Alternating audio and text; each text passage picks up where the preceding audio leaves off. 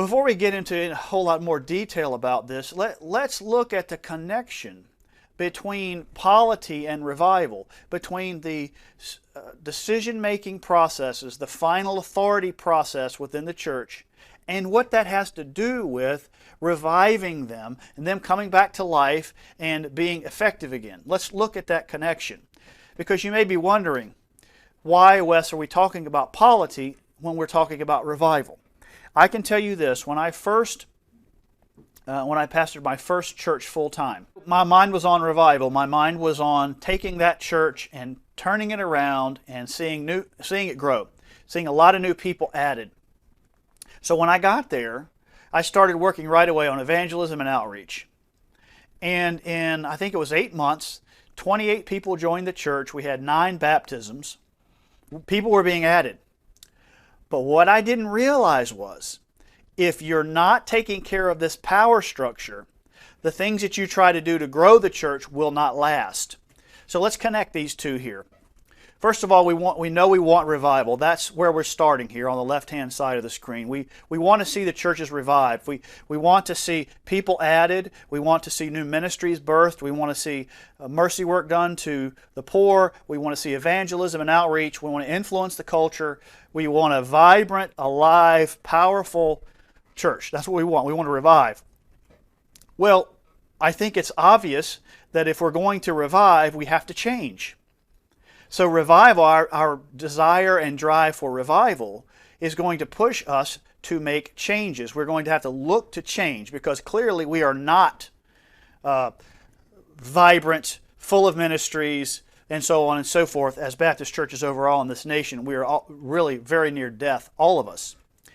So what do we need to do there? We need to change in ways that increase the health of the church, increase its spiritual health, increase its level of obedience. We need to make changes that move us towards greater health and obedience. Would you agree with that?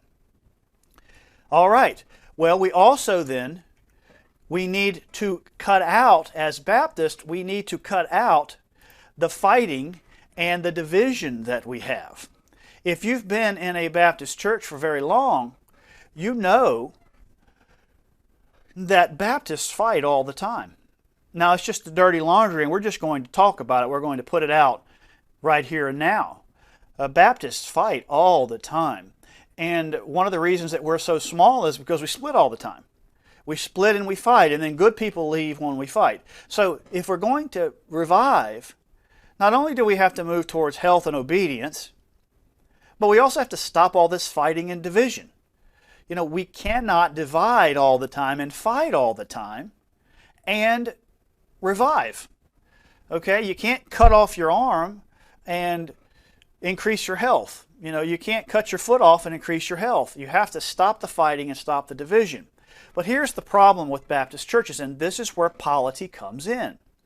The problem is, whenever we try to make these changes at the top, the health and obedience elements that we're trying to do, where we're trying to do more evangelism, do more mercy work, change the polity of the church, change the structure of the church, change things, deal with those who are being rebellious, have discipline upon those members who are not following Scripture. Wherever we try and do that, what always happens? We fight. That's where the fighting comes in. The fighting comes in when we try to make changes. There are some parts of the church that want to make a certain change. Some parts of the church want to make a different change. And another part of the church doesn't want to make any changes at all. So what ends up happening is through the power system within the church, which we're going to outline in a moment, the fighting takes place, the health and obedience is squashed, and the fighting and division occurs. And it's all through our existing polity. So this is where I was. You see, I really didn't think about the bottom fighting and division piece when I became a pastor, my first full-time pastorate. I just thought about the top piece. So I started preaching the truth to the people. I started trying to move the people to do more outreach and make changes and get a projector and a screen in there and just do things that were moving us forward. But what I didn't realize was all of that was going to be torn down by the polity in the church because I had not addressed that.